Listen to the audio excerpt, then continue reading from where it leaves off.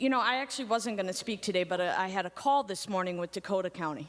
And the money that they are using out of their reserves to cover COVID-related costs is on tune to be $3 million by the end of the year, to be projected to use their own reserve money.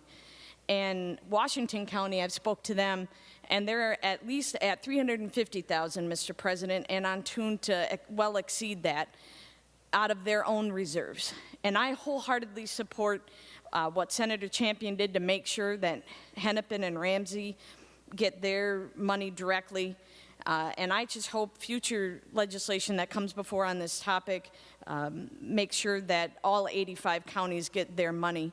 And directly, just like Ramsey and Hennepin now will if this bill passes and becomes law.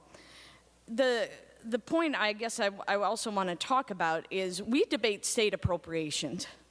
This money is coming from the federal government. They put the guidelines on this. They sent it down to us. So it's important to note that we do have the oversight committee that will do this. And Governor Walz, I want to first thank him for his decisive and transparent leadership, his steadfast leadership in this issue, and Commissioner Franz on this. And, you know, he isn't alone. I know that's been said here. And he has the oversight committee. We are all here, Mr. President, to help guide him and give him feedback. And we have quite a bit of time yet, obviously, in session to make that point.